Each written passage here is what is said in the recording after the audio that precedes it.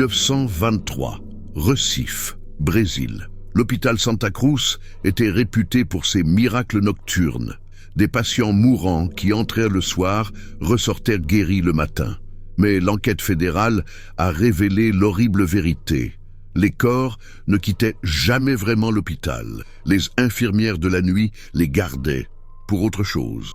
Mettez un like immédiatement si vous voulez découvrir comment 4 femmes respectables ont transformé un hôpital en usine de démontage humain, et commentez depuis quel pays vous nous regardez, parce que ce que nous avons trouvé dans les archives médicales secrètes de Recife va redéfinir votre compréhension des limites de la médecine expérimentale et de l'exploitation humaine. De cette affaire a été délibérément classifiée ultra secrète par le gouvernement brésilien pendant exactement 100 ans pour éviter un effondrement de confiance dans le système médical national. Nous avons obtenu un accès exclusif à des rapports d'autopsie confidentiels, des journaux personnels terrifiants et des témoignages qui révèlent pourquoi les légendaires infirmières de la nuit étaient en réalité des marchandes de chair humaine parfaitement déguisées en anges de la miséricorde. Dryden Esperança Mendonça avait exactement 38 ans en janvier 1923, quand elle a officiellement pris la direction du service nocturne de l'hôpital Santa Cruz, le plus grand et le plus respecté établissement médical de tout le nord-est brésilien. Diplômée brillante de la prestigieuse faculté de médecine de Salvador, elle était la toute première femme médecin officiellement reconnue de l'État de Pernambuco, universellement vénérée par toute la communauté de Recife comme l'ange blanc du Nord-Est pour son dévouement légendaire aux patients les plus pauvres et les plus désespérés. Esperança représentait littéralement l'idéal parfait de ce qu'une femme devait apporter à la médecine de cette époque, m'explique avec émotion l'historien médical Dr Carlos Andrade, depuis les archives préservées de l'Université fédérale de Pernambuco. Elle combinait harmonieusement la compassion féminine naturelle avec une compétence technique chirurgicale qui impressionnait et intimidait même ses collègues masculins les plus sceptiques sur les capacités féminines en médecine. Les familles pauvres de tout le Nord-Est lui confiaient leurs mourants avec une foi religieuse absolue. Et d'où la juxtaposition sociale était absolument parfaite pour servir et masquer ses véritables desseins criminels.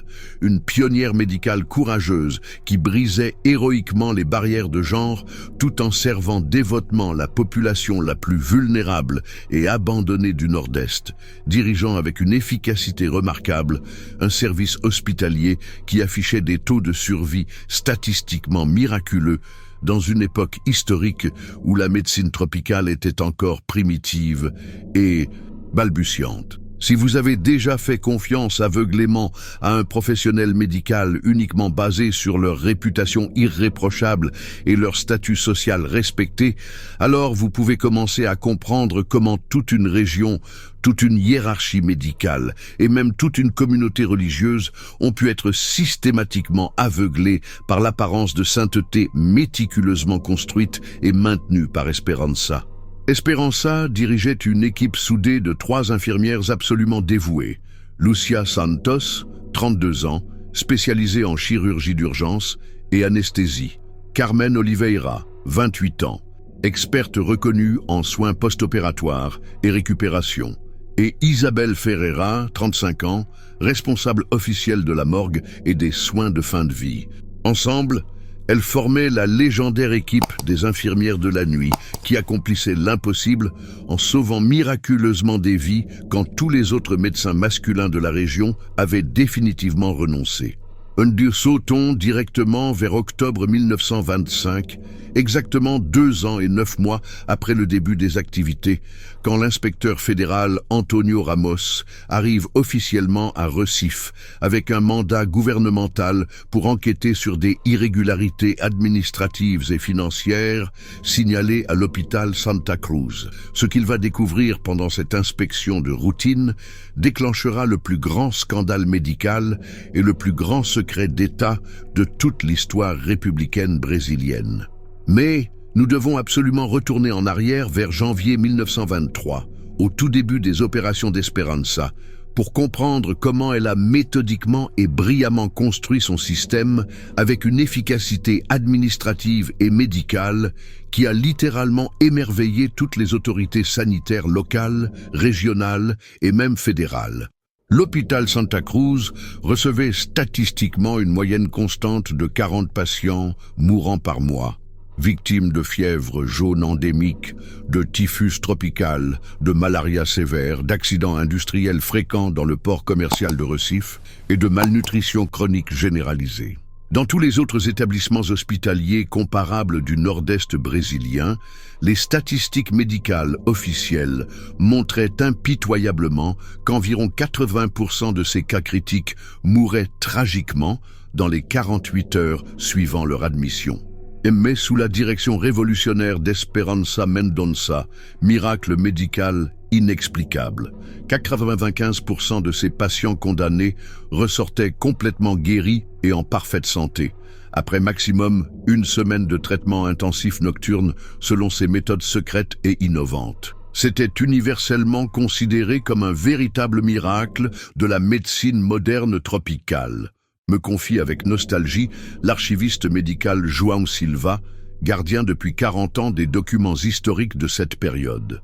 Esperança prétendait avoir développé des techniques thérapeutiques révolutionnaires qu'elle gardait jalousement secrètes pour protéger ses innovations contre la concurrence et l'espionnage médical. Les familles désespérées venaient à pied depuis tout le nord-est, parcourant parfois des centaines de kilomètres pour bénéficier de ces soins réputés miraculeux. Partagez cette vidéo si vous commencez à soupçonner où cette histoire nous mène.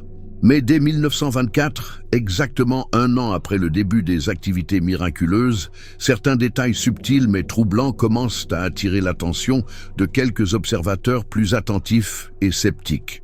Docteur Miguel Correia, médecin-chef de l'hôpital concurrent Beneficência Portuguesa, remarque avec une inquiétude croissante que jamais, absolument jamais, aucun des patients officiellement guéris par Esperança ne revient pour des consultations médicales de suivi, ou même pour des visites de courtoisie. Cette absence totale de contact post-traitement était profondément étrange et médicalement suspecte, avait-il témoigné sous serment lors du procès secret de 1926.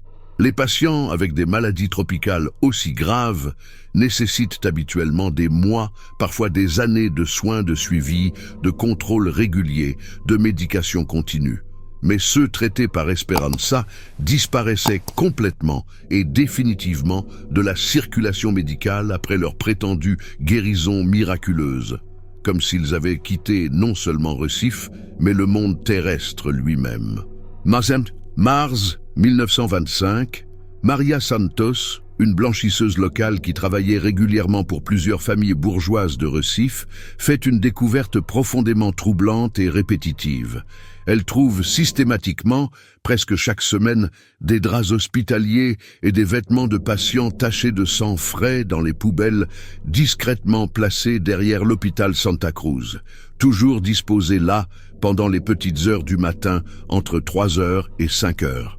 Quand Maria, préoccupée, signale consciencieusement sa découverte récurrente aux autorités sanitaires municipales, Esperança répond avec le calme professionnel impressionnant d'une médecin habituée aux réalités tragiques de la médecine d'urgence. Elle explique posément que ce sont simplement des résidus sanitaires normaux et inévitables des interventions chirurgicales d'urgence, qu'elle pratique courageusement pour tenter de sauver les cas les plus désespérés et hopeless. L'explication paraît médicalement logique et professionnellement responsable. Les autorités locales, déjà profondément impressionnées par les résultats statistiques miraculeux d'Esperança, acceptent cette justification sans creuser plus profondément.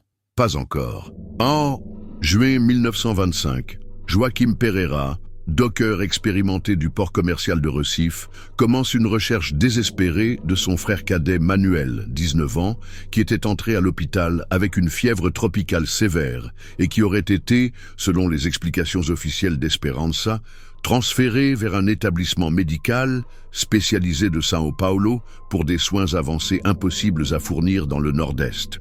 Bale, mais quand Joachim contacte méthodiquement tous les hôpitaux, cliniques et établissements médicaux de São Paulo et de tout l'État, aucun n'a la moindre trace ou le moindre registre de Manuel. Pire encore, aucun transfert médical officiel n'a été organisé, documenté, ou même autorisé depuis Recife vers São Paulo pendant toute cette période. Confronté à cette contradiction embarrassante, Esperança modifie habilement son explication.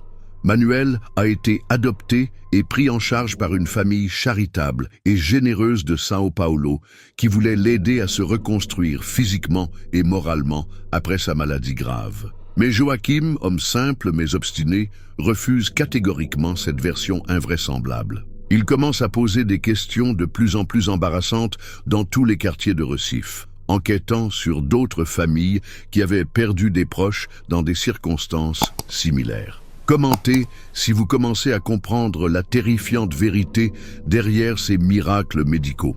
D'août 1925. L'inspecteur fédéral Ramos reçoit par courrier postal une lettre anonyme extraordinairement détaillée, décrivant avec une précision troublante des activités suspectes et systématiquement nocturnes à l'hôpital Santa Cruz. La lettre de 6 pages est signée mystérieusement une conscience médicale tourmentée et contient des détails techniques précis sur les horaires, les procédures secrètes, les noms de patients et même des descriptions d'équipements médicaux spécialisés. Et cette lettre explosive révèle que les fameuses guérisons miraculeuses se produisent systématiquement et exclusivement entre 2h et 5h du matin, pendant les heures où aucun visiteur externe, aucune famille, aucun journaliste n'est jamais autorisé à pénétrer dans l'hôpital. Les patients entrent effectivement mourants par la porte principale le soir, mais ne sortent jamais, au grand jamais, par cette même porte principale. Ils disparaissent mystérieusement par une sortie arrière spécialement aménagée que seuls Esperança et ses 3 infirmières utilisent, et toujours pendant les heures les plus sombres de la nuit. C'est précisément cette lettre accusatrice et détaillée qui déclenche l'enquête fédérale officielle d'octobre 1925. Docteur Roberto Nascimento, médecin légiste principal qui a personnellement examiné toutes les preuves physiques découvertes en 1925, nous révèle aujourd'hui des détails techniques jamais publiés officiellement sur les découvertes macabres dans l'aile secrète de l'hôpital. Ce que nous avons trouvé dans les sous-sols de l'hôpital Santa Cruz dépassait tous les cauchemars médicaux et tous les crimes contre l'humanité que nous pouvions imaginer, m'explique docteur Nascimento depuis son bureau aux archives médicales de São Paulo. Esperança n'avait pas créé un service de soins intensifs révolutionnaire comme elle le prétendait. Elle avait méthodiquement créé et organisé une véritable usine de démontage humain parfaitement équipée, médicalement sophistiquée et commercialement optimisée.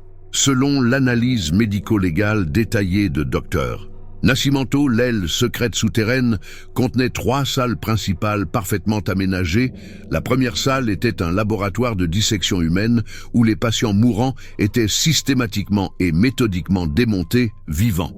Organes, tissus, os, sang, tout était soigneusement récupéré, scientifiquement catalogué et préparé selon des standards commerciaux pour la vente. La deuxième salle était un laboratoire de préservation chimique où ces matériaux biologiques humains étaient traités avec des solutions spécialisées pour l'expédition longue distance.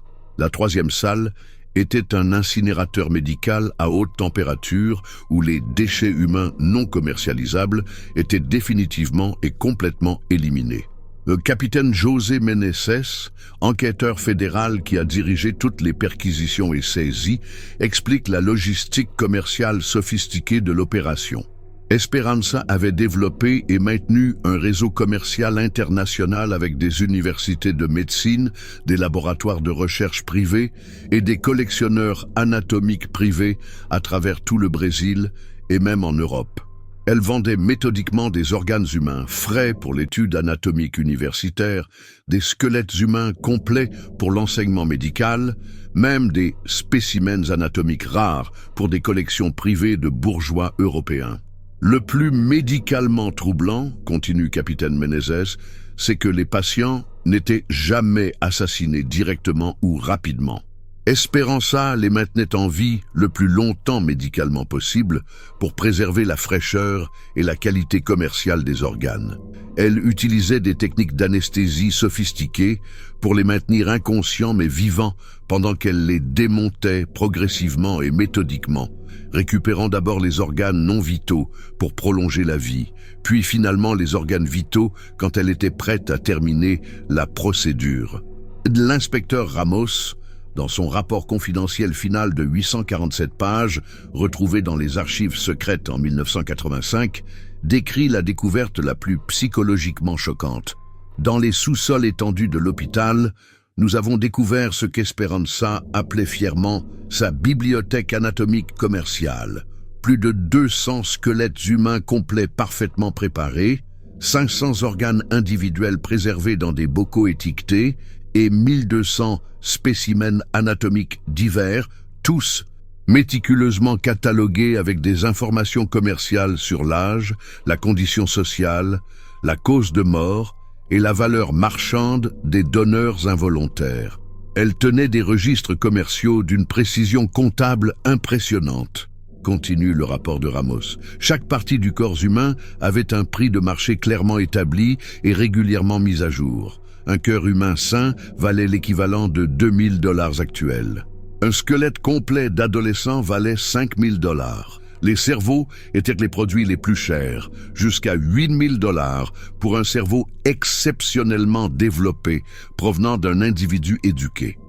Souvenez-vous de cette lettre anonyme, mystérieuse, signée « Une conscience médicale tourmentée » qui avait déclenché toute l'enquête fédérale. L'investigation approfondie révélera que c'était Isabel Ferreira, l'infirmière officiellement responsable de la morgue, qui avait finalement craqué psychologiquement après des mois de participation forcée aux atrocités et qui avait courageusement décidé de dénoncer le système. Retournons maintenant à cette inspection nocturne cruciale d'octobre 1925, quand l'inspecteur Ramos pénètre enfin dans l'aile secrète et découvre l'horreur en cours. Dans la première salle souterraine, Ramos découvre avec horreur 3 patients inconscients mais encore vivants allongés sur des tables d'opération métalliques. Ils respirent faiblement, leurs cœurs battent irrégulièrement, mais ils ont été partiellement démontés selon une méthode chirurgicale systématique.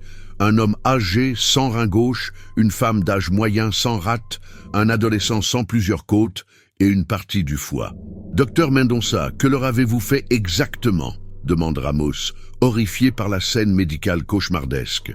« Je les soigne selon mes méthodes révolutionnaires », répond Esperanza avec une fierté professionnelle authentique et troublante. Ces organes étaient malades, endommagés ou simplement inutiles pour leur survie. En les retirant chirurgicalement, j'améliore significativement leur état de santé général et leur espérance de vie. Et simultanément, ces organes récupérés serviront à former de futurs médecins qui sauveront des milliers d'autres vies à travers le Brésil.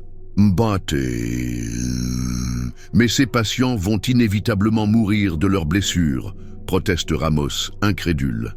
Inspecteur, ils allaient mourir de toute façon de leur maladie, explique Esperanza avec un calme médical glaçant. Maintenant, leur mort sera médicalement productive et scientifiquement utile. C'est de la compassion scientifique avancée et de l'optimisation des ressources humaines.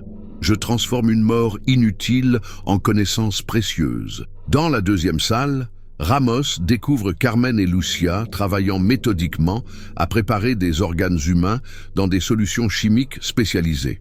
Sur les étagères métalliques, des centaines de bocaux en verre contenant des cœurs, des foies, des cerveaux, tous soigneusement étiquetés avec des codes commerciaux et des prix de vente. Nous vendons notre matériel biologique à l'Université de São Paulo, à l'école de médecine de Rio de Janeiro, même à des laboratoires européens prestigieux, explique Carmen, avec une fierté professionnelle évidente. Nous sommes devenus les premiers fournisseurs de matériel anatomique de qualité supérieure en Amérique du Sud. Notre réputation s'étend jusqu'en Europe. Vous commencez maintenant à comprendre la logique commerciale tordue mais parfaitement organisée du système. Esperanza avait industrialisé et commercialisé la mort en la rendant scientifiquement productive et économiquement profitable. Elle ne se considérait absolument pas comme une meurtrière, mais comme une innovatrice médicale et une optimisatrice de ressources humaines autrement gaspillées. Les registres commerciaux saisis révèlent qu'en exactement 3 années d'activité, Esperanza a médicalement traité 1247 patients. Selon ses livres de comptabilité méticuleusement tenus, elle a généré l'équivalent de 2,3 millions de dollars actuels en vendant leurs parties corporelles à travers son réseau commercial international. Mais voici le plot twist que personne, ni les enquêteurs, ni le gouvernement, ni même les experts criminologues de l'époque, n'avaient anticipé dans leurs pires hypothèses. Esperanza n'agissait pas du tout comme une criminelle solitaire et déséquilibrée. Elle dirigeait et coordonnait le premier réseau industriel de trafic d'organes humains en Amérique latine, avec des complices actifs dans 6 États brésiliens et des clients commerciaux dans 12 pays différents à travers le monde. Donc les documents commerciaux saisis révèlent des commandes internationales spécifiques et détaillées. Université de médecine de Buenos Aires demande urgemment 20 cerveaux d'enfants pour études neurologiques avancées. Collecteur privé de Londres paie prime exceptionnelle pour squelette complet de femmes enceintes. Laboratoire de recherche de Paris recherche désespérément cœur de jeunes hommes athlétiques pour expérimentation cardiaque.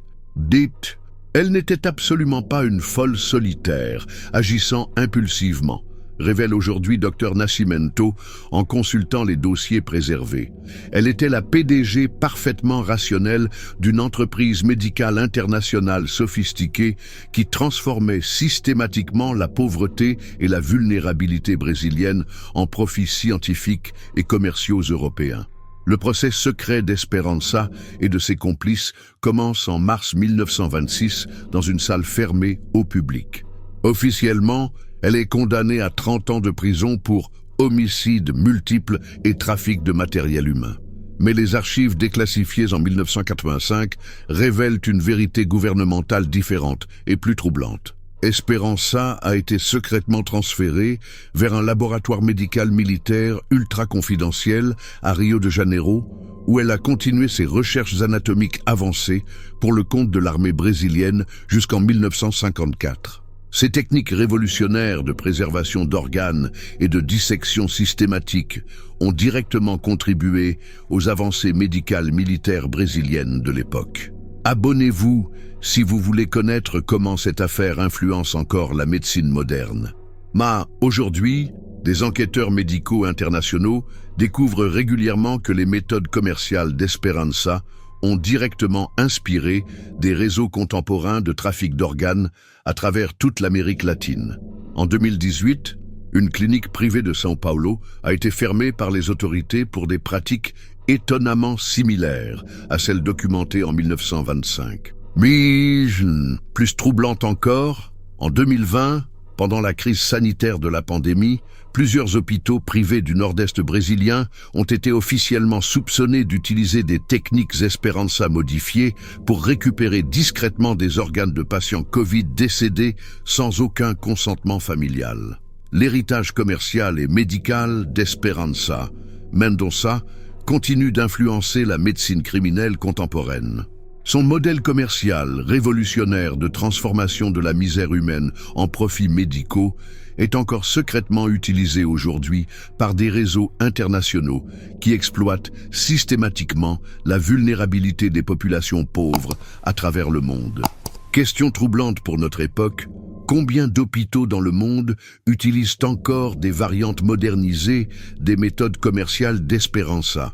Combien de patients officiellement décédés ont en réalité été médicalement recyclés pour alimenter le commerce international d'organes humains? En 2023, exactement 100 ans après le début des activités d'Esperanza, l'Organisation mondiale de la santé a publié un rapport confidentiel estimant que le trafic médical d'organes pourrait concerner plus de 100 000 personnes par an à travers le monde, principalement concentrés dans les pays en développement avec des systèmes de surveillance médicale défaillants. L'histoire terrifiante d'Esperanza Mendonça et de ses infirmières de la nuit n'est pas simplement un cauchemar du passé médical brésilien. C'est un manuel d'instruction commerciale que des réseaux criminels contemporains continuent d'étudier, d'adapter et d'utiliser avec les technologies médicales sophistiquées du XXIe siècle. Si cette histoire vous a profondément bouleversé, si vous réalisez maintenant les dangers mortels de la confiance aveugle dans les institutions médicales, partagez massivement cette vidéo. Unbelé commentaires. Si vous pensez que des pratiques similaires pourraient exister dans vos régions ou vos hôpitaux locaux, votre vigilance citoyenne pourrait littéralement protéger des vies vulnérables.